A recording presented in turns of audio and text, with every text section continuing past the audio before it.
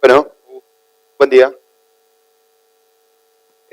Bienvenidos al seminario del IFIS. El día de hoy nos toca escuchar a Raúl Urteaga. Él es doctor en física por el Instituto Balseiro, investigador independiente del CONICET en el Instituto de Física del Litoral. Es profesor titular en el Departamento de Física de la Facultad de Ingeniería Química y actualmente es director de la carrera de la licenciatura en Física de la Facultad de Ingeniería Química y la Facultad de Ciencias Biológicas de aquí de la UNL. Así que vamos a escuchar un poco lo que tenga para contarnos y al final tendremos un espacio para hacer algunas preguntas. Gracias. Bueno, ¿se escucha bien? Sí. Buen día, ¿cómo andan? Veo que me quedaron medio lejos los mates, pero bueno, ya me acercaré. Bien, no, para este seminario la idea es contarles un trabajo que, recién le comentaba a los chicos, un trabajo que hicimos en colaboración con Claudio Berli y con Luisa, que terminó siendo aceptado para su publicación hace unos 10 días, digamos, un poco menos. Así que es un trabajo súper reciente en el que estuvimos trabajando y me pareció interesante contarlo. Además, ya lo tenía todo armado, o sea que era una buena combinación. Como para introducir el problema, la verdad que es un tema en el que venimos trabajando ya hace mucho tiempo con Claudio y con Luisa. El marco general tiene que ver con inhibición capilar, ¿no? La inhibición capilar se conoce ya desde hace muchos años, pero un poco la pregunta y un poco el título, nuevo modelo semicontinuo para el estudio de fluido en condiciones de nanoconfinamiento. ¿Qué es ese semicontinuo? Tiene que ver con tratar de entender la validez o de evaluar cuál es la validez de los sistemas, el conocimiento de la mecánica de fluidos, cómo la consideramos a las distintas escalas. Entonces, la mecánica de fluidos, en los libros de texto uno puede utilizarla para resolver un montón de cosas, pero en todos esos libros uno nunca ve las moléculas que componen el fluido. El fluido es un continuo. Y toda la matemática alrededor de de ese esquema de resolución de problema se basa en ese concepto. Entonces, una cosa en la que estamos trabajando ya hace años es en la mecánica de fluidos, pero en unas escalas en las que el tamaño de las moléculas empiezan a ser comparable con las dimensiones de las estructuras en las que se mueve el fluido. Entonces, siempre estamos pensando, desde el primer trabajo en 2011 con Leandro Acquaroli, que hicimos inhibición capilar en silicio poroso, siempre teníamos la duda de hasta dónde podemos seguir usando los conceptos de la mecánica del continuo, el concepto mismo de viscosidad o de densidad incluso para un fluido, cuando las escalas son muy pequeñas. Increíblemente, ha funcionado muy bien usar el modelo, digamos, clásico de fluidos, aún a escalas muy bajas o relativamente bajas. Sin embargo, siempre iban apareciendo cada tanto cositas raras que no terminábamos de definir si se debía a la ruptura de ese continuo o simplemente a otra cosa experimental. Entonces, un poco, la idea es contarles dónde estamos parados en la actualidad, dónde se aplican bien estos modelos continuos y ver en dónde sí podemos encontrar algunas desviaciones de ese modelo. Entonces, en la mecánica del fluido, como digo, ¿dónde estaríamos parados? Es un poco, decimos, bueno, las escalas de la descripción continua tienen que ver con la dimensión de las escalas de las estructuras, y vemos más o menos esto funciona bien, digamos, hasta 10 nanómetros. acá hay una zona medio gris en esta parte, alrededor o debajo de 10 nanómetros, y ya por debajo de esta zona, ya por debajo del nanómetro, francamente necesitamos introducir la idea de moléculas y la cosa tiene que ser discreta para poder describirlo.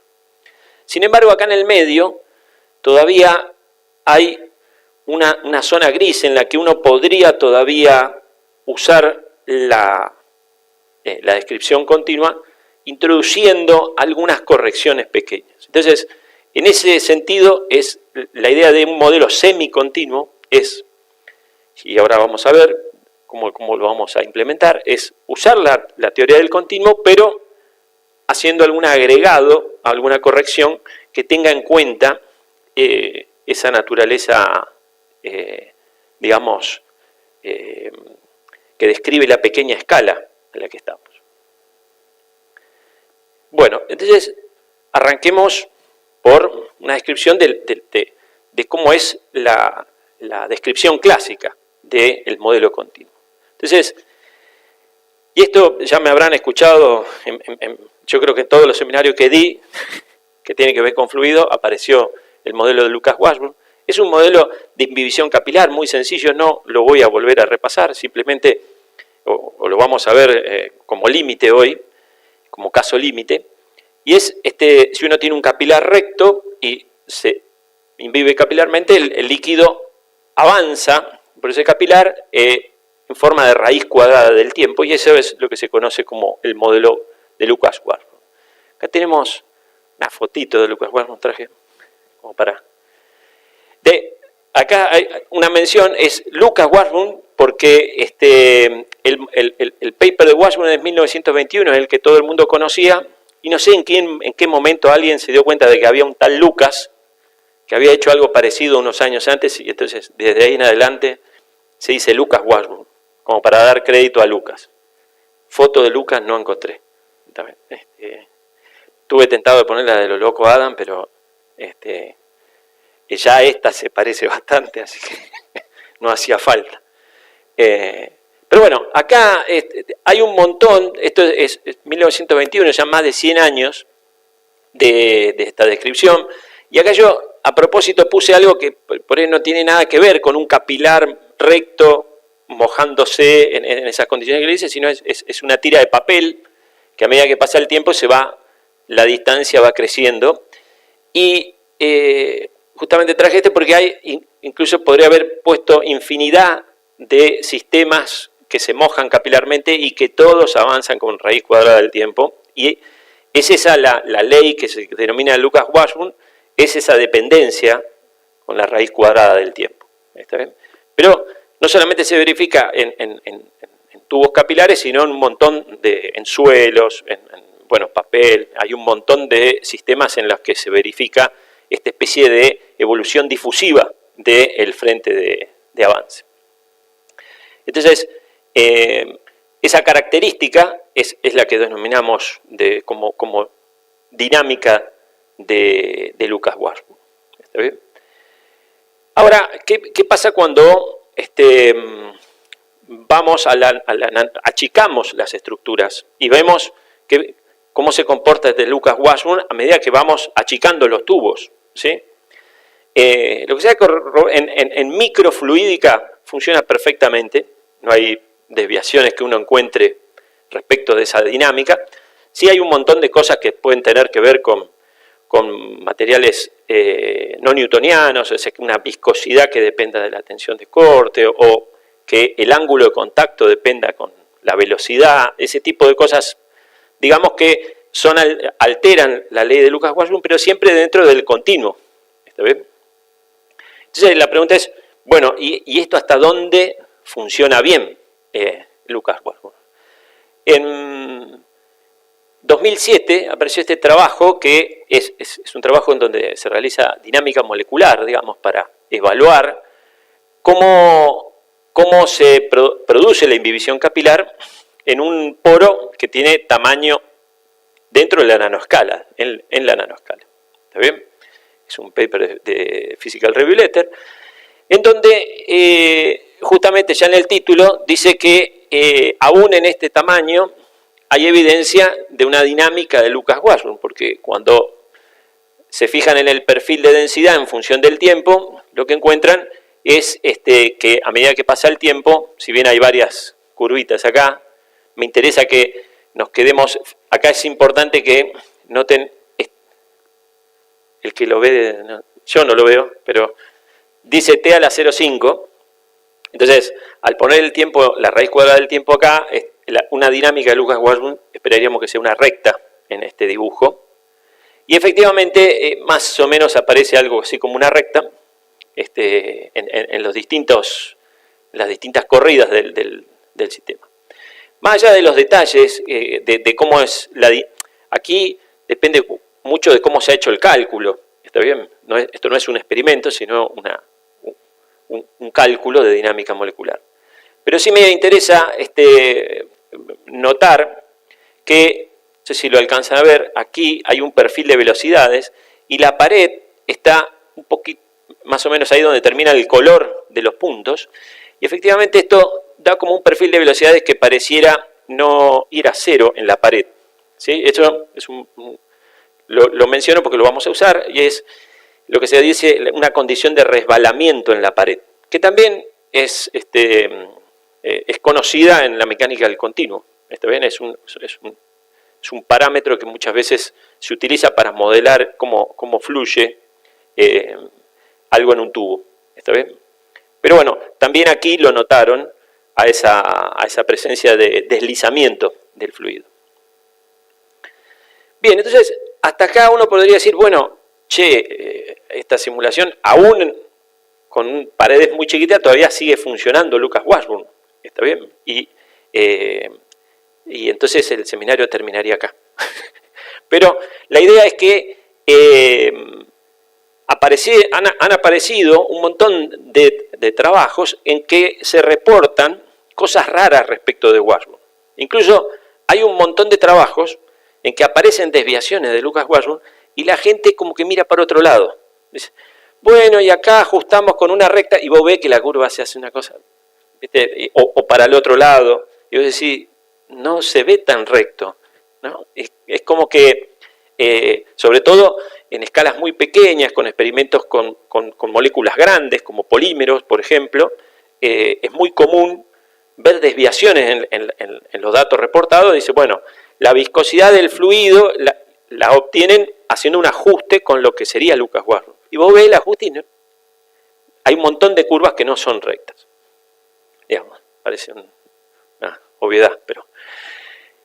Bueno, entonces nos encontramos con este trabajo, que es bastante reciente, 2024, en donde hacen también dinámica molecular, pero en esa dinámica molecular sobre paredes de carbono, mueven moléculas de distintos fluidos, alcohol isopropílico y dimetilformamida, o sea, otros solventes orgánicos, y hacen la dinámica molecular que le permite encontrar, digamos, y describir la presencia de algo que nosotros en el 2020 estuvimos trabajando con Luisa también, en lo que, y hemos hecho, creo que fue el seminario hace 2 años, donde conté un poco que en la dinámica de imbibición capilar aparece una capa de líquido que se denomina de premojado o pre-wetting en inglés, ¿está bien? Que es unas pocas moléculas que se adelantan al avance del líquido, del fluido, ¿no? Al avance del menisco principal. Esa capa que decimos de film precursor, digamos, por decirlo en castellano, nosotros lo pudimos determinar experimentalmente midiendo muestras de silicio poroso, en donde podíamos detectar la presencia de ese film precursor antes de la llegada del menisco. Eso es un trabajo que hicimos con Luisa. Es algo, el film precursor no es algo nuevo, es algo que se ha medido macroscópicamente. Uno deja caer una gota y ve un film precursor alrededor de una gota. Es un efecto que claramente tiene que ver con las moléculas individuales. Típicamente el espesor de esta capa de pre-wetting tiene que ver con el tamaño o alrededor del tamaño de las moléculas, ¿sí? Es un efecto claramente fuera de la descripción del continuo. No hay una descripción en los libros de texto que podamos encontrar para la dinámica de ese film precursor. Es bien característico de la interacción molécula-superficie. ¿Entiendes? Sí. Acá, no sé si se ve bien, pero está hasta acá arriba, esto es el tubo de carbono. En realidad es un slit acá, no un tubo cilíndrico, sino dos capas paralelas. Lo verde son las moléculas del líquido, y lo que se ve acá, no sé si se alcanza a ver, hay verde hasta acá y después hay unas pocas verdes hasta ahí, y lo mismo en la pared. O sea que el film precursor son esas moléculas verdes, digamos, que están en esta parte del tubo, del slit. ¿Se entiende? Es como que se adelantan unas pocas moléculas por la pared antes de que llegue el menisco principal. El menisco es esto que está acá, y es una buena pregunta cuando ya estamos viendo las moléculas individuales, pero digamos que esta curvatura que está ahí sería la curvatura asociada al menisco. ¿Está bien? Bueno, justamente un poco habiendo visto esto y teniendo la experiencia que teníamos en la detección de ese menisco, en realidad ya veníamos pensando en este problema, tratando de ver si podíamos generar un modelo para describir este pre-wetting y sus implicancias en los experimentos. Lo que pasa es que, bueno, cuando vimos este paper dijimos, esta es la oportunidad de generar un modelo y contrastarlo con los resultados de un trabajo concreto, como para poner a prueba el funcionamiento del modelo. ¿Está bien? Lo interesante de este modelo es que ellos son capaces de, acá fíjense, está el tiempo y la distancia al cuadrado de la posición de lo que llamaríamos el menisco. ¿Está bien? En realidad acá en gris, que está en la primera curva, es la posición de la primera molécula de pre-wetting allá adelante de todo, ¿no? Entonces, la molécula de pre-wetting lo que vemos es en esta escala, fíjense, insiste todavía en comportarse como Lucas Warburg, en el sentido de es todavía una raíz cuadrada del tiempo. La velocidad a la que avanza la primera molécula del pre-wetting. Podríamos decir que es una casualidad que vaya como raíz cuadrada del tiempo, sin embargo, todos los procesos difusivos tienen una dinámica de raíz cuadrada del tiempo, o sea que podríamos decir que es una casualidad, pero no es tan descabellada. Por otro lado, lo que miden en la posición del menisco detrás del pre-wetting es una recta, sí, en la primera parte, pero hay un quiebre en estas curvas, digamos, de los cálculos, un quiebre que se produce aproximadamente cuando el menisco, o sea, perdón, la capa de pre-wetting completa el largo del tubo. O sea, en la simulación el largo del slit tiene un límite, ¿sí?, donde termina. Entonces, esta barra que está ahí más o menos indica el tiempo en el que estos puntos llegan al final del tubo, ¿no? Entonces, cuando esas moléculas llegan al final del tubo, el comportamiento del líquido cambia, la velocidad de avance del menisco cambia, y es como que se acelera, ¿está bien? Aumenta la velocidad de esta etapa a la siguiente.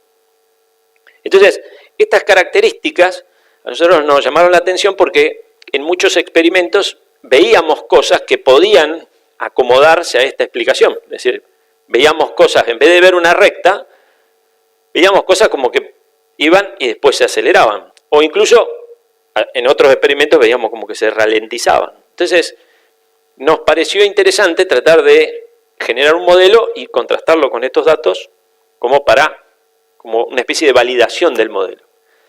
Ahora que ya está, digamos, aprobado el modelo, por lo menos como digamos, va a estar publicado el modelo, lo pensamos usar en un montón de cosas para tratar de entender, ahora con este modelo, que de alguna manera está validado, entender a ver si muchas de esas cosas que nosotros estamos viendo podrían llegar a justificar o a entenderse en base a digamos, los efectos que produce, en este caso, el hecho de tener una capa de pre-wetting delante del menisco.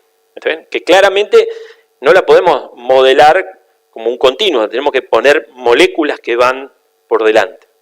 Entonces, más o menos esa es la motivación de lo que nos llevó a avanzar en este trabajo. ¿Está bien?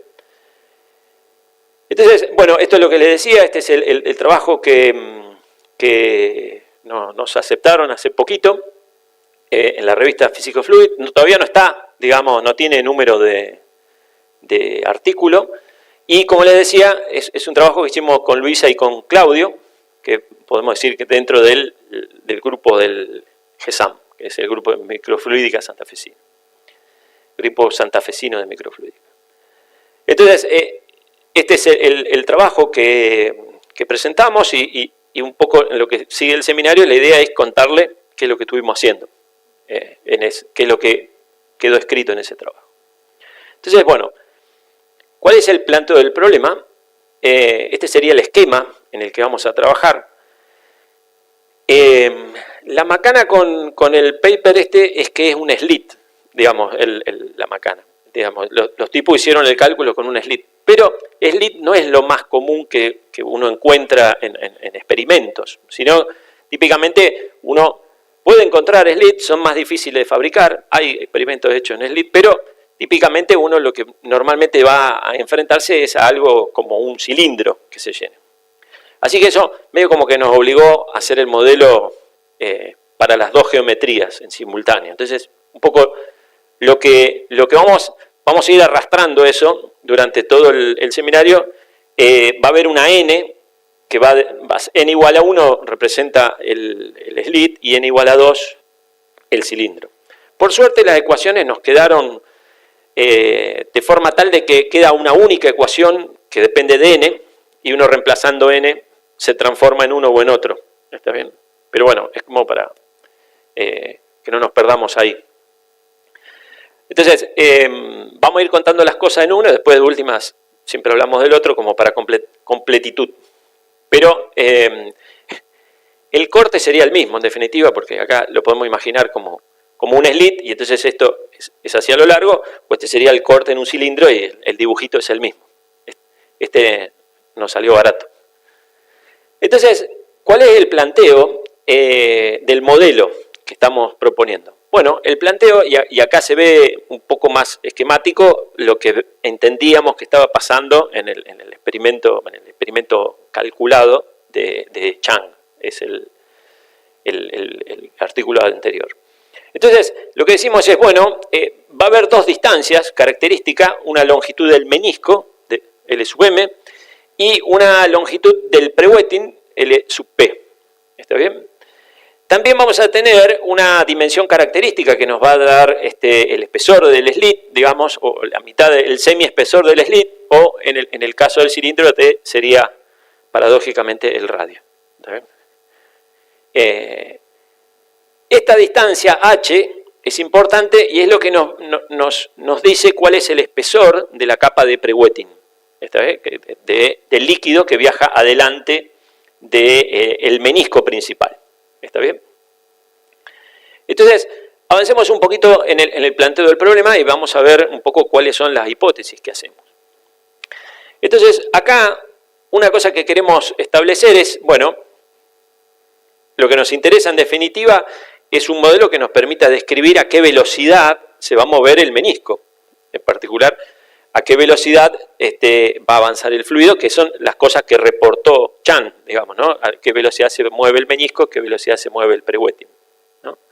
Entonces, la idea es realizar un modelo semicontinuo en el sentido de que vamos a tratar de describir todo lo que podamos con la mecánica del continuo, y el pre-wetting, que es claramente molecular, lo vamos a describir aparte y combinar todo.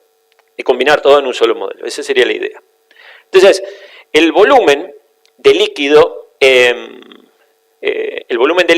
corresponde a esta sección es simplemente el área, que depende de n, digamos, si es cilindro o slit, queda la N, el sub N ahí dando vueltas, pero básicamente es el área por la longitud del menisco.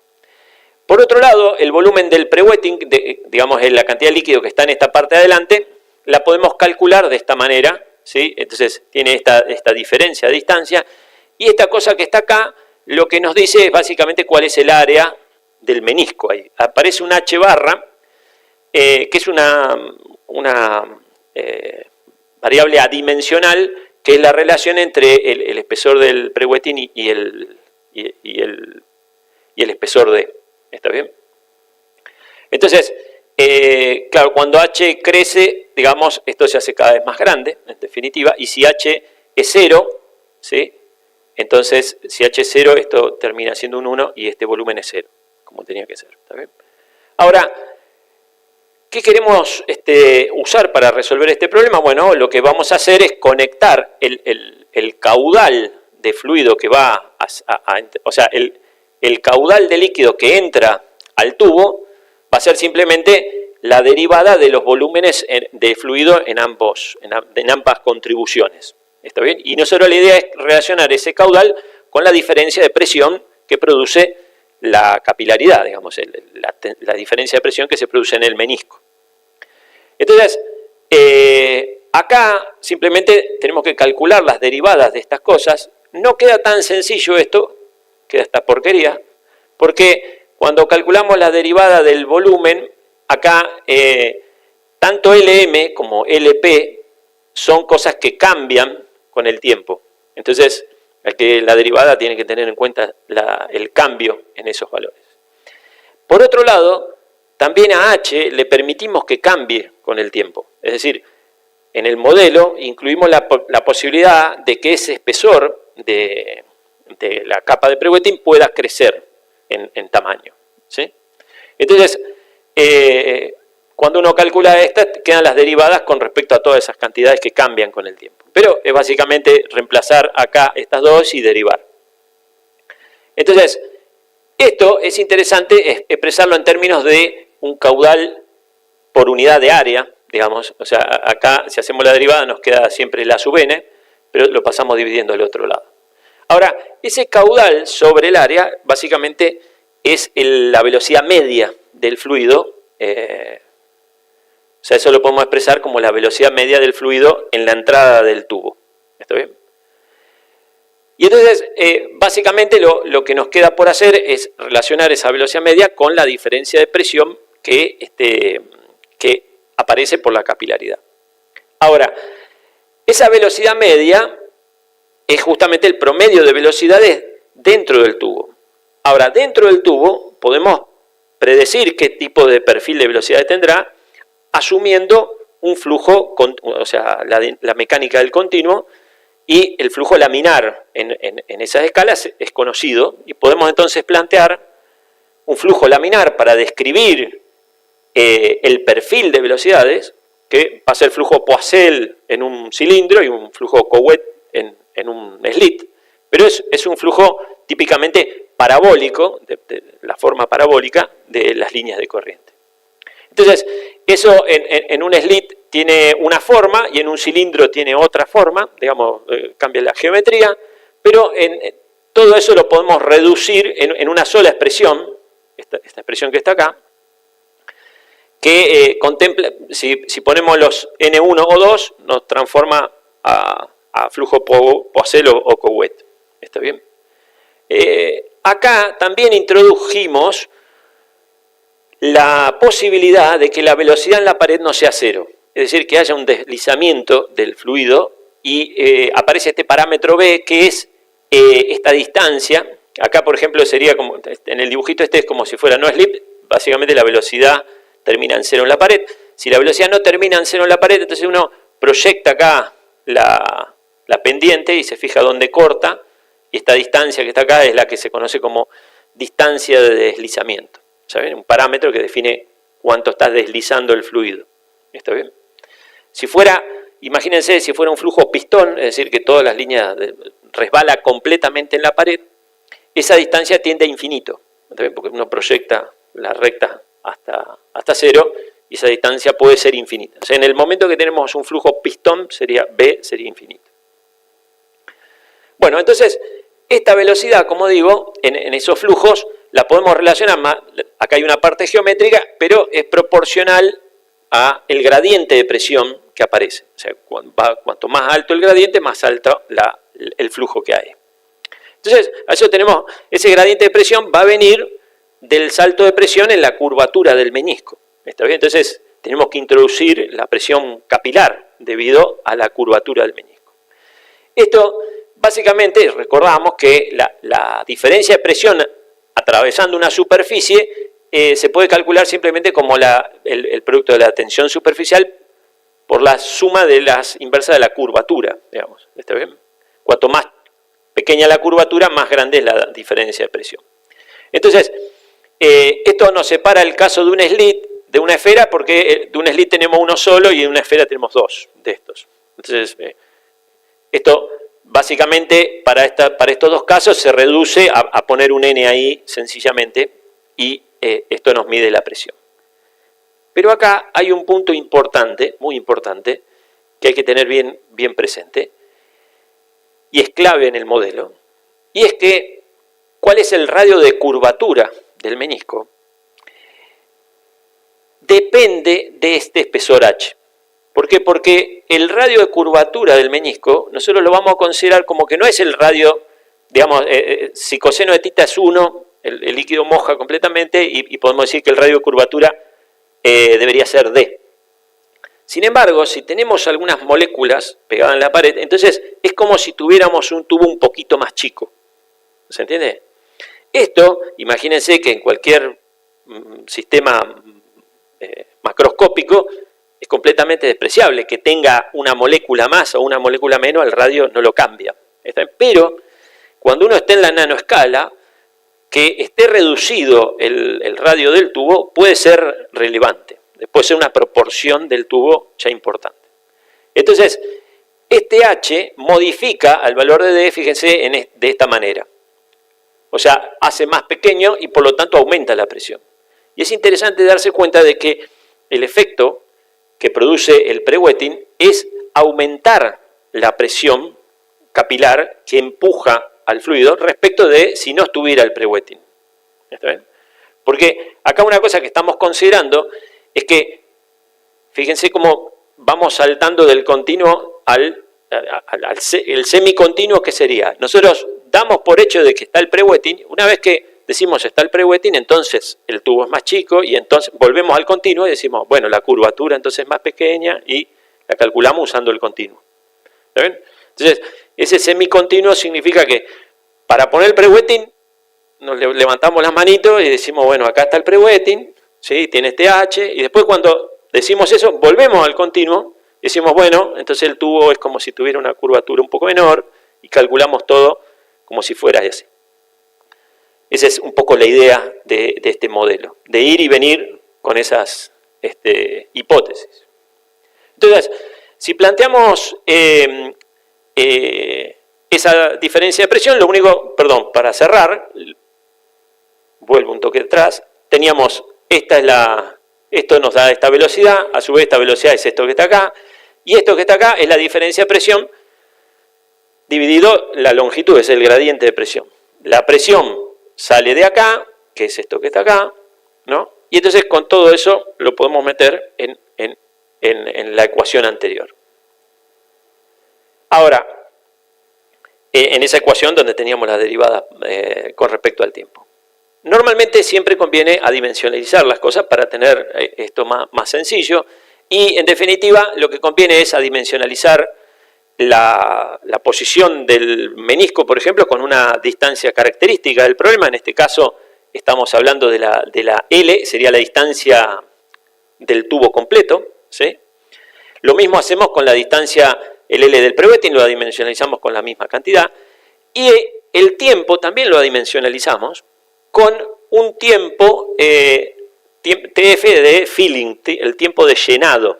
Ese tiempo de llenado sería esta cosa que está acá, que sale simplemente de calcular cuánto tiempo demoraría en llenarse si el pre-wetting no existiese. Con el modelo continuo calculamos cuál es el tiempo en el que se llena o con flujo Poiseuille o con flujo Couette, usando el parámetro de resbalamiento, y uno obtiene esto. Este sería el tiempo en el que se llenaría si no hay pre-wetting. ¿Está bien? Es decir, el tiempo de llenado cuando H es 0.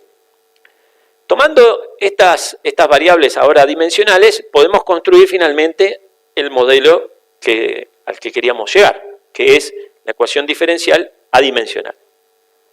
Entonces, cuando hacemos todos los reemplazos, y acá en esta parte, recuerden que estaba el gradiente de presión, ponemos lo que correspondía, adimensionalizamos todo y nos queda esta expresión que está acá. ¿Está bien? Que básicamente esto sería nuestro modelo semicontinuo para la dinámica de llenado de ese capilar. Entonces, ¿qué tenemos acá? Lo que tenemos acá es tres variables: la longitud del menisco, la longitud del pre-wetting y el tamaño del pre-wetting. ¿Está bien? Que están combinados. Entonces, para poder avanzar en el modelo, lo que nosotros necesitamos de alguna manera es, si queremos encontrar esto, cómo avanza el menisco en función del tiempo, tenemos que de alguna manera decir algo respecto de esto y de esto. ¿Está bien? O sea, de nuevo, esto sería como el continuo. Ahora, ¿cuál es el tamaño del pre-wetting y dónde está? No sale de las ecuaciones del continuo. Entonces, eso es lo que nosotros necesitamos incorporar al modelo para poder cerrar el sistema. Entonces, tanto esto como esto, tenemos que venir desde afuera del modelo, porque no sale del continuo, y tenemos que decir algo respecto de cómo va a comportarse estas cantidades. Entonces, ¿qué podemos hacer? Bueno, lo más sencillo que podemos hacer es usar lo que tenemos a mano, que conocemos que funciona para esto. Entonces, como digo, el mismo Chang, en la dinámica molecular de esto, predice una dinámica tipo Washburn. Una dinámica tipo Washburn para LP es equivalente a decir que esta derivada con respecto al tiempo tiene que depender con la inversa de la longitud de P. Entonces, avanza tanto más rápido cuanto más chico es P. O dicho al revés, a medida que va avanzando, se va ralentizando, la derivada va achicándose. Esta ecuación diferencial simplemente nos dice que la dinámica es un tipo raíz cuadrada del tiempo. ¿Está bien? Ahora, agregamos acá, digamos, la dinámica de 1 sobre raíz cuadrada del tiempo proviene cuando hacemos 1 sobre la variable, ¿no? Ahora, si a eso le agregamos un parámetro que nos permita decir, bueno, ¿a qué velocidad se va a mover? Se va a mover como Lucas Washburn, eso sale del 1 sobre el EP, pero ¿con qué velocidad lo va a hacer? Tenemos que ingresar algún parámetro que tiene que venir de afuera, en el sentido de, es la parte molecular, que no lo describe el modelo continuo. Entonces, si uno agrega acá este valor de TP, básicamente el valor adimensionalizado lo obtenemos simplemente poniendo cuál es el tiempo al que llega el pre-wetting al final del tubo, comparado con el tiempo de llenado, TF. Entonces, de esa manera, si nosotros tenemos este tiempo en el que el pre-wetting llegó al final, podemos ir para atrás y poner a qué velocidad se tiene que mover el pre-wetting como una raíz cuadrada del tiempo. ¿Está bien? ¿Se entiende? Si necesitamos tener otro input, ¿no? Pero básicamente el input que necesitamos es un parámetro, el TP. ¿En qué tiempo llega al final del tubo el pre-wetting? Ese sería el dato que necesitamos. ¿Está bien? La dinámica queda determinada de esta manera. Para H hacemos algo, esto, una vez que elegimos TP, básicamente lo que vamos a encontrar es una dinámica tipo raíz cuadrada del tiempo, que en el TP va a llegar a L. Esto es lo que estaba diciendo en palabras. Para esta segunda parte, entonces, podemos hacer algo parecido, y todavía más sencillo. No tenemos algo, digamos, que decir respecto del espesor de la capa de pre-wetting. Lo que podemos decir es que crece linealmente con alguna velocidad, que podría ser 0, es decir, podría el pre-wetting tener un espesor fijo o aumentar linealmente. Eso significa elegir otro parámetro, TH, que nos dice, en estos términos TH sería cuál es el tiempo que demora en llenar todo el tubo. O sea, comparado con TF sería el tiempo dimensional. pasado en limpio lo que estamos diciendo es que este H varía linealmente, que la derivada sea constante, es que esto es una recta. Habrá que definir, hay otro parámetro, vamos a decir, libre, que sería cuál es el espesor del prewetting inicial, con cuál el espesor arranca. Y esto básicamente tendría un comportamiento lineal. Eso es lo que estamos agregando al modelo para cerrar el sistema. ¿Está bien? Entonces, acá volví a poner el dibujito como para repasar. Decir esto que está acá es decir que LP va como una raíz cuadrada del tiempo y llega a TP al final. Y esta dinámica que está acá nos dice que en TH esto llegaría a llenar, si H0 fuera 0, o sea, si arranca de 0, demoraría TH en completar el slit o el tubo. Podemos analizar de a poquito, cuál sería el caso límite en que tuviéramos H igual a 0. H igual a 0 sería no hay prewetting, deberíamos tener el caso normal de Lucas-Washburn. Entonces, el caso límite de H igual a 0, fíjense que si H igual a 0 este término desaparece, y si H es igual a 0, la derivada de H con respecto al tiempo también es 0, con lo cual este término también desaparece. Nos queda esta expresión que está acá, que básicamente nos dice que la derivada de la posición del menisco justamente depende como 1 sobre la distancia al menisco, que produce el límite de Lucas-Washburn que era lógico que esperábamos. O sea que esto es como una especie de chequeo de que todo el sistema esté, por lo menos en el límite, funciona. Y acá entonces pasamos a ver cómo anduvo esto. Lo primero que podemos hacer es, evaluar el caso más sencillo. Podemos empezar diciendo, que derivada de H con respecto al tiempo sea 0. ¿Está bien? Ahora, eso no quiere decir que no haya menisco, significa que el menisco no aumenta su espesor. Entonces, podemos elegir qué espesores diferentes queremos elegir de menisco, pero siempre el mismo. ¿Está bien? Entonces, en este gráfico lo que vemos es, hay distintas curvas que está acá. Es importante primero que veamos que esto está elevado al cuadrado acá en función del tiempo adimensional y la distancia dimensional al cuadrado. ¿Está bien? Entonces, es equivalente a poner la raíz cuadrada del tiempo acá. Volvemos a tener una recta. ¿Por qué pusimos el cuadrado y no la raíz? No me acuerdo. Pero es equivalente. Entonces, fíjense que acá hay dos colores. Está en naranja la longitud del prewetting y en azul la longitud del menisco. En línea de puntos está el límite de Lucas-Washburn, es decir, cuando el menisco cuando no existe el prewetting, que sería equivalente a poner H0 igual a 0. Estas otras curvas que están acá son distintos valores de H0, es decir, hay más prewetting cuando vamos de acá para allá. 0,1, 0,2 y 0,4. ¿Está bien? Cada vez más porcentaje de prewetting. Entonces, también hay que, decir que dH a dt es igual a 0 es equivalente a decir que el tiempo en el que se llena es muy grande. Por eso este número en realidad no es exactamente 0, sino es TH sobre TF 100. Eso es un número muy, crece muy lentamente, sería una forma de decirlo. ¿Está bien? Pero es equivalente a esta condición. Y todavía tenemos que elegir cuál es la velocidad a la que avanza el prewetting, que es, como digo, un parámetro que tenemos que introducir al modelo. En este caso, la relación es 0,5, es decir, el prewetting llega en la mitad del tiempo en el que se llenaría si no existiera el prewetting, llega primero el prewetting como al doble de velocidad. ¿Está bien?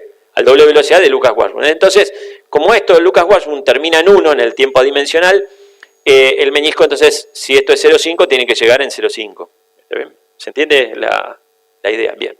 Entonces, ahora empieza la cosa interesante, que es empezar a entender qué predice el modelo para la dinámica del flujo. Y es que a medida que vamos aumentando el menisco, fíjense que arranca con una velocidad que es un poquito superior a la de Lucas-Washburn. Eso tiene sentido porque al tener la capa de líquido, el menisco es más chiquito, y entonces la curvatura del menisco es mayor, y entonces el líquido es empujado con más fuerza que lo haría si no estuviera el prewetting. Y entonces por eso se puede entender que avanza un poco más rápido por esa fuerza que es más grande debido al menisco. ¿Está bien? Y entonces se entiende que esto esté por encima de Lucas Warburg. ¿Está bien? Ahora, una cosa interesante es cuando el prewetting llega al final, nosotros vemos un quiebre en esta curva. ¿Por qué? Porque una cosa que no nos tenemos que olvidar es que si bien el prewetting es algo que uno agrega acá como algo de decir, bueno, el prewetting avanza a una determinada velocidad, la conservación de masa está considerada dentro del modelo. Entonces, si uno tiene que fluir, digamos, si tiene que enviar por el tubo moléculas que van a ir al prewetting, esas moléculas tienen que viajar por el tubo y generan una pérdida de carga, digamos. Uno tiene que empujarlas también a esas moléculas. Entonces, ahí tenemos una pérdida respecto del Lucas Warburg original. ¿Por qué? Porque si bien el menisco empuja más, tiene que empujar más moléculas, porque tiene que mandar esas moléculas que van al prewetting, las tiene que empujar el menisco. ¿Está bien? Ahora, ¿qué ocurre acá? Eso no lo habíamos conversado acá, porque el efecto neto es que iba más rápido. Pero en este momento, cuando llega a 0,5, la necesidad de seguir llenando el prewetting desaparece, porque el prewetting tiene un espesor fijo, ¿sí? Ya no necesitamos alimentar con más moléculas para darle al prewetting, y entonces ahora el menisco solo empuja a las moléculas de líquido que van a completar, que van a completar el menisco, que van a completar el espacio vacío que dejó el prewetting. Entonces encontramos este fenómeno que es como una especie de aceleración debido a que se termina la necesidad de alimentar el flujo de moléculas de prewetting y entonces la velocidad a la que avanza el menisco aumenta. ¿Está bien? De este lado vemos un gráfico diferente que acá dejamos fijo el espesor del prewetting, ¿sí? Y lo que hacemos es variar la velocidad a la que avanza el prewetting. Es decir, fíjense, ponemos TP 0,5 y 0,2, fíjense que tenemos, acá no se alcanza a ver la línea de punto, que sería esta que está acá. TP 0,5 era el que teníamos antes, que se llena en 0,5, y 0,2 se llena más rápido. Es decir, con TP 0,2 tenemos una velocidad del prewetting mayor. ¿Está bien? Entonces, acá tenemos estas curvas corresponden a la longitud del menisco y ¿qué pasa al prewetting? Y estas dos son del menisco. Entonces, ¿qué vemos? Que esta curva que estábamos acá, esta curva azul que está acá, en realidad era una de estas que está acá, es la que correspondía al 0,2 acá, ¿sí? Es la del medio. Esta se repite. Ahora, ¿qué pasa cuando el prewetting es más rápido? Se mueve más rápido, necesitamos más moléculas para llenar el prewetting y entonces al principio la velocidad es menor. ¿Está bien? Menor que en el otro caso. ¿Por qué? Porque tenemos que llenar con más velocidad las moléculas que van en la parte de adelante del prewetting. ¿Está bien? De la parte de adelante del menisco. En cualquier caso, una vez que eso se llenó, recupera una pendiente que va a ser la misma que está acá. ¿Está bien? En este caso, porque ya completó el tubo, bueno, entonces puede avanzar ahora sí a una velocidad mayor.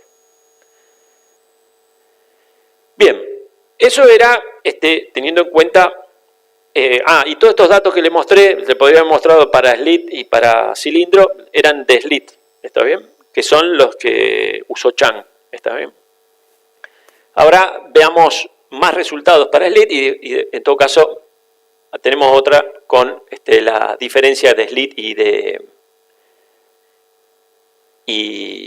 cilindro. Entonces, recordamos acá la geometría, estamos acá y lo que vemos ahora acá es la posibilidad, lo que vamos a estar viendo acá, es qué pasa si liberamos la posibilidad de que H crezca. ¿Está bien? En la transparencia anterior lo que teníamos era el espesor del prewetting era siempre fijo y ahora lo que hacemos es le damos la posibilidad de que ese espesor vaya aumentando con el tiempo. ¿Sí? Eso significa que el TH sobre TF va a ser distinto. Tenemos el 100, que sería básicamente lo que teníamos antes, fíjense que H0, el H inicial en estos cálculos, lo ponemos igual a 0. ¿Está bien? ¿Esto qué significa? Que al tiempo 0 no hay menisco, no hay prewetting, y el prewetting empieza a crecer. Si ponemos 100, crece tan lento que es como si fuera Lucas Washburn, y entonces esa curva es la recta que está ahí. Ahora, si el menisco empieza a aumentar, 2 y 1, el 2 significa que demoraría el doble del tiempo que se llenaría sin, digamos, todavía un poco lento el crecimiento, y 1 ya un poco más alto. Entonces, ¿qué es lo que vemos? Vemos no solamente un cambio de pendiente, sino que empieza a aparecer curvatura en estos dibujos. Y tiene sentido porque, ¿qué está ocurriendo? Lo que estamos diciendo es que este espesor va a ir creciendo, pero va a ir aumentando linealmente el tamaño del espesor. Entonces, primero que vamos a necesitar ir alimentando cada vez más y con más velocidad, porque cada vez ocupa más espacio, además de adelantarse, necesita poner más moléculas. Eso hace que en la primera parte vaya más lento. Acá lo que está dibujado es también la derivada de esto con respecto al tiempo, o sea, como para comprobar, digamos, el de Lucas Washburn sería una recta horizontal en 1, como para, este gráfico nos sirve como para tener una idea de las velocidades relativas. Entonces, el prewetting va al doble de velocidad porque termina en 0,5 que el Lucas Washburn. Y entonces acá empezamos a ver las curvitas, fíjense, acá prácticamente no se nota una diferencia en esa parte, y en la otra, cuando el menisco crece suficientemente rápido, esto también incluso acelera. ¿Está bien? Pero, de nuevo, una vez que se termina de llenar el prewetting, en ambos casos toma cada vez más velocidad porque tiene un menisco más chico que lo impulsa más rápidamente. Esa es la idea. Esto es los cálculos hechos con un precursor, vamos a decir, lento, y si ponemos un precursor rápido, ¿sí? Es decir, que avanza más rápidamente, fíjense que incluso podemos estar en condiciones en donde vamos por debajo de Lucas Washburn. ¿Sí? Si el precursor va demasiado rápido y además crece, es un glotón de moléculas, ¿sí? Entonces, suministrar esa cantidad de moléculas que necesita el prewetting es tan costoso que la reducción del menisco no compensa eso, y vamos más lento que si fuéramos sin el prewetting. ¿Está bien? Que son esas curvas que se ven ahí. Bien, para ir redondeando, esto mismo podemos hacer para un cilindro, y no vale la pena que veamos más en detalle. Incluso en un cilindro estos efectos se aumentan, digamos, pero básicamente la cosa no perdería mucho tiempo acá. La generalidad sigue siendo la misma, todo lo que describimos, la física es la misma, la geometría cambia un poquito la intensidad. Y bueno, para ir redondeando, vamos con la comparación con las simulaciones de Chang con nuestro modelo. Entonces, fíjense, esta era la primera gráfica que me mostré para un líquido particular de MF. Los puntos son los datos digitalizados del cálculo de Chang, y las curvas continuas son el modelo que estamos presentando, ¿no? Entonces, fíjense que en este caso, acá puse los datos que hay, digamos, tendría que haber puesto un poco más claramente cuáles son los parámetros libres. Acá, no todos estos son parámetros libres, ¿no? Acá está el espesor del canal, lo primero, la altura del prewetting, que tampoco es en este cálculo no es un parámetro libre, sino que lo sacábamos del paper de Chang, cuál era el espesor del prewetting. Para DMF lo que se veía en las simulaciones de dinámica molecular era que el espesor se mantenía constante de H, o sea que acá no era un parámetro libre esa parte, poníamos que H era constante y poníamos el número que salía de Chang, ¿está bien? Eventualmente, como para corroborar que la dinámica fuera la que esperábamos para eso, ¿no? Entonces, si es un parámetro libre, el tiempo de llenado tampoco es un parámetro libre porque sale de las propiedades del fluido. Lo que sí es un parámetro libre es la longitud de deslizamiento, ¿sí? Acá figura la velocidad del crecimiento, pero son todas muy altas, es como poner velocidad infinita, velocidad cero. Y lo que sí se ve es que es necesario considerar que se desliza el fluido para poder reproducir los valores de tiempo de llenado que se ven en la simulación. Entonces, es necesario que el fluido esté deslizando en la superficie para que pueda viajar a la velocidad que viaja en estos experimentos. Y la longitud de desplazamiento es relativamente grande comparado con el tamaño del canal, es decir, sobre todo en condiciones de más confinamiento, lo que se ve es que la longitud de desplazamiento es comparable al tamaño del canal, incluso. Es decir, el flujo se transforma en un flujo pistón cuando está muy confinado. Para n igual a 8, que tenemos una distancia, digamos, la mitad del ancho es 1 nanómetro, 1,3 nanómetros, la de longitud de deslizamiento tiende a 0, digamos, disminuye, y es como que para canales más grandes, entonces la condición de deslizamiento no haría falta incluirlo. También ajustamos con el mismo modelo los datos para alcohol isopropílico. Fíjense, lo que uno cambia de un modelo a otro son las propiedades del fluido, pero el resto de las cosas son los mismos, el mismo ancho del canal, etc. Entonces, sí queda libre el parámetro de la longitud de desplazamiento. Y para este caso en particular, fíjense que los datos muestran cierta curvatura en los datos, que se ajusta mucho mejor si uno permite que el film crezca un poquito a medida que pasa el tiempo. ¿Está bien? Es decir, que es además en el paper de Chang, ellos también lo ven al efecto de crecimiento de ese film. Y los datos que usamos para el ajuste son consistentes con la magnitud de los valores que ellos estiman. Entonces, y ya para ir redondeando, esto básicamente constituye una nueva herramienta que ahora tenemos como para modelar cosas que no den una raíz cuadrada del tiempo en canales muy pequeños. Y la verdad que este modelo ya lo veníamos pensando hace bastante tiempo. De hecho, revisamos el otro día un cuaderno con Luisa con un dibujo de 2019, que era el mismo dibujo que le mostré acá, digamos, de cómo es el pre-wetting, las velocidades. Pero lo que nos terminó de decidir, venimos con ese modelo en la cabeza tratando de ver si lo usamos para explicar cosas raras que aparecen en nuestros experimentos, que ya hemos empezado a probar ahora con este nuevo modelo y tiene la pinta de que va a funcionar como para explicar datos experimentales que tenemos de otros líquidos, o sea, pero experimentales, digamos, no simulaciones. Ahora vamos a poder contrastar con datos concretos. Y la posibilidad, el hecho de que haya aparecido este trabajo, y que básicamente lo que mostraba en el trabajo era el dibujito que nosotros teníamos, nos dio la posibilidad de decir, bueno, pongamos a prueba el modelo con los datos simulados y veamos si las ideas que tenemos funcionan.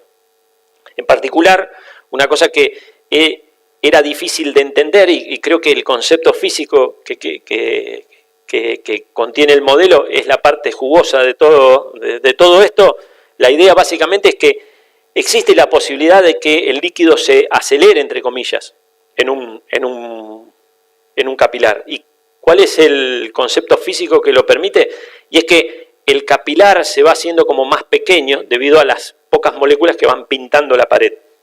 Entonces, el hecho del de que exista un pre-wetting, te da la posibilidad de que el fluido viaje cada vez más rápido a medida que pasa el tiempo. ¿Está bien? Entonces, podría ser... Hay más explicaciones, la gente ya ha propuesto cosas, pero en general más sofisticadas, para entender por qué en muchos experimentos se ve que se acelera el fluido, respecto de Lucas Washburn. Las explicaciones son muy variadas, digamos, porque además normalmente en la nanoescala uno no controla muchas cosas, es muy difícil de medir, de saber qué es lo que realmente está pasando. Entonces, creemos que este modelo tiene la virtud de ser muy simple, porque es un semi-continuo. Guarda todavía una parte que es bien simple, que es del modelo continuo. Bueno, y eso sería todo. Así que muchas gracias.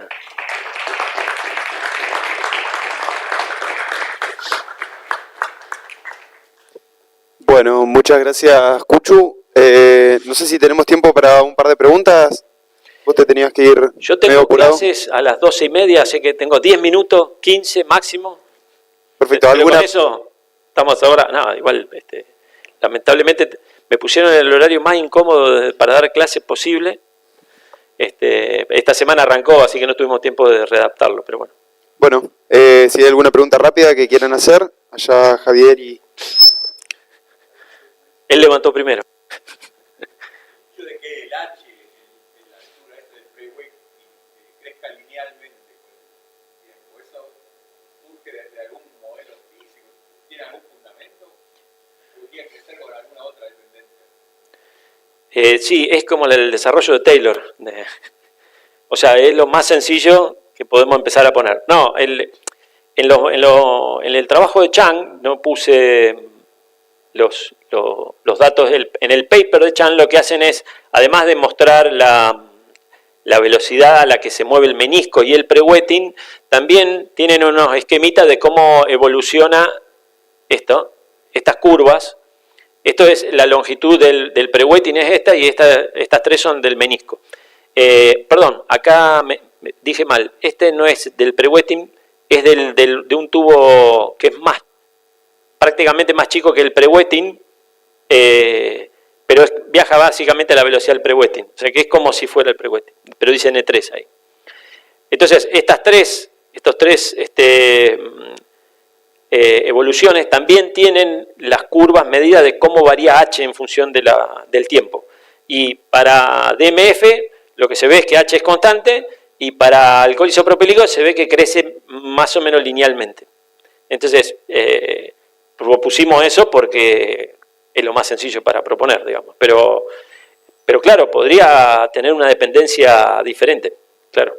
De hecho, en los experimentos que nosotros hicimos con Luisa en el 2020, donde medíamos la presencia de un film precursor, lo que se ve es que ese film precursor, o sea, está muy al límite de la resolución del experimento, pero lo que uno puede ver, y es consistente con experimentos hechos en superficies planas, es que el film de pre-wetting llega primero como una capa de moléculas, ¿sí? Y esa capa de moléculas puede avanzar bastante como una capa, y después viene una segunda capa, que en definitiva sería como un escalón, y después más tarde llega otra tercera capa. En los experimentos que hicimos con Luisa, medio como que lo adivinás, pero sí se ve que va subiendo. Tal vez uno quiere ver esa subida que sí se ve en experimentos en superficies planas. Pero en definitiva, es lógico que el pre-wetting sea constante, porque sería como una primera capa de molécula, pero también no sería descabellado que vaya aumentando medio escalonadamente, digamos. O sea que esa es la parte del modelo semicontinuo, esa es la parte semi. Está la de la otra mitad. Claro, no tenemos un modelo de la mecánica del continuo que nos permita decir cómo se va a mover el pre-wetting, porque es claramente cómo las moléculas individuales se van pegando a la superficie en la parte frontal del mojado. Esa dinámica es la que no somos capaces de describir con ecuaciones de la mecánica del continuo. Sí, exacto. Por ahí lo que sería interesante después, bueno, voy a decir, bueno, si tenés que hacer siempre dinámica molecular antes del experimento, pero todavía uno podría dejarlo como un parámetro libre.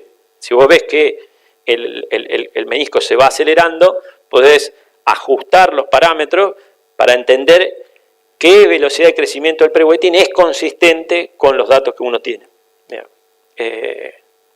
Entonces, después en el experimento, la velocidad del crecimiento del pre-wetting tiene otras consecuencias, ¿no? Entonces, uno podría ir a medir esas consecuencias y volver para atrás y decir, a ver, si hay un pre-wetting, es consistente con que vaya creciendo a esa velocidad, etc. Silvana.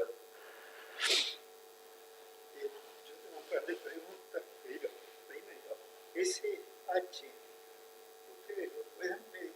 No me quedó claro. No en forma directa, pero sí en el experimento que planteamos con Luisa, el experimento ese hace una microcavidad resonante óptica, que la resonancia depende del espesor óptico de la cavidad.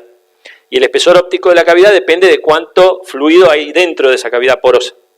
Entonces, uno lo que puede monitorear es cuánto se mueve, cómo se sintoniza la microcavidad, te dice cuánto líquido hay dentro, pero en ese lugar específico. Entonces, es como que tenés resolución de cantidad de líquido, no sabes dónde está, pero sabes cuánto líquido hay en función del tiempo en ese lugar, porque al fabricar la microcavidad te detecta esa posición. Entonces, lo que hicimos en ese experimento fue poner microcavidad en distintos lugares, y vos veías cómo se iba llenando primero acá, después acá, después acá. Entonces, con eso como termómetro, digamos, decir dónde se llenó en cada momento, reconstruís como la ola, decir cómo es la forma del llenado en función del tiempo. Entonces, y la forma te queda como una especie de el frente del menisco y un triangulito que es el pre-wetting. Entonces, vos lo ves en forma continua, avanza como si fuera digamos, una recta en el perfil, visto en función del tiempo, te da algo parecido a una recta, digamos, el H. O sea que se puede medir en forma indirecta. Después, como digo, también hay otras cosas que uno puede hacer, y es que experimentos como medir con un polímero, calentás, el polímero empieza a fluir, se empieza a llenar la microcavidad, y cuando se empieza a llenar la microcavidad, vos lo enfriás y podés congelar ese llenado en un instante particular. Entonces es como que sacás una foto ahí. A esa membrana todavía vos la podés quebrar y ir a mirar con el microscopio, no se ve nada con el microscopio, pero podés saber qué porcentaje hay en cada lugar para esa foto, ¿no? Pero además hay una cosa que es interesante que sí se puede hacer, y es medir la conectividad. Es decir, vos llenás una determinada porción y después le pones un líquido por el otro lado. Entonces, si el líquido tiene forma, si es pre-wetting y no es bloqueo, digamos que se llenaron los poros, o sea, imagínate que se llenaron algunos poros completos y nada más. Entonces, el líquido debería poder entrar todavía. Ahora, si vos tenés el llenado en las paredes y no alcanzó a llenar los cuellos del poro, el líquido no va a entrar. Digamos, no son fáciles los experimentos para determinar dónde está, pero todavía uno puede hacer cosas como para indagar dónde está el líquido en esas situaciones, digamos. Otra pregunta. Ustedes con el modelo, ¿qué predicen de cuándo desaparece el pre-wetting aumentando el diámetro del tubo? No, el pre-wetting en realidad, digamos, lo que se entiende es que sí, exacto, uno puede poner H0, o digamos en el modelo podés poner lo que vos quieras. Pero si ahora es H, la incógnita, ¿cómo depende del radio? O sea, experimentalmente vos decís que microfluídica no es pre-wetting. No lo ves, no es que no esté, no lo ves, porque el problema es que las moléculas de pre-wetting, ¿qué proporción del volumen total del poro es? Esa es la pregunta clave acá, digamos, ¿no? Cuando uno dice, bueno, si se llenó las paredes de moléculas de líquido, ¿qué volumen de líquido llenó? Y bueno, si tenemos esta habitación y se llenaron una capa de moléculas en la pared, no hace ninguna diferencia. Ahora, si esto tiene el tamaño de 2 moléculas, se llenó todo, ¿saben? Cuando llenó el pre-wetting. Entonces, por eso este modelo predice que estos efectos van a aparecer solo a escalas en las que las moléculas tengan el tamaño similar al tamaño del tubo. ¿Por qué? Porque lo que tiene sentido es que el pre-wetting tenga el tamaño de las moléculas. No tendría mucho sentido que el pre-wetting sea mucho mayor que el tamaño de las moléculas. O sea, el modelo vos le podés poner el H que vos quieras, pero lo lógico es que ese pre-wetting provenga del hecho de que las paredes se pintan con un número pequeño de moléculas. Entonces, las cosas tienen que ser consistentes con eso, digamos. Que cuando el tamaño de la molécula pegada en la pared represente una proporción grande del tamaño del tubo. Entonces, o podés hacer el tubo chico o podés poner moléculas grandes. Que experimento que hemos hecho con Luisa es usar el mismo silicio poroso, pero poner polímeros cada vez más grandes. Que esa es la otra, podés ir para el otro lado. ¿Está bien? Y efectivamente, los efectos que encontramos aparecen cuando uno se va a condiciones de confinamiento alto. Bien. Muy bien. Una última. La comparación con el experimento de dinámica molecular, el punto en el que se produce el quiebre, que cambia la Sí. ¿eso depende de un parámetro libre? No, depende en la simulación, básicamente es el largo de la cavidad que ellos simularon. Porque en el modelo está contemplado, o sea, fíjate vos que en el modelo es importante dónde termina la muestra. O sea, vos vas a ver esa aceleración, depende del tamaño de la muestra. Si el H es constante, el cambio de pendiente solo se produce porque el líquido llega hacia el final. Pero si el H aumenta con el tiempo, el modelo también predice que puede ir, aún en una muestra infinita, también podrías encontrar aceleración. Pero en definitiva, estos resultados dependen del tamaño de la capa que vos estás llenando. Que le pegue justo al punto donde se produce el quiebre,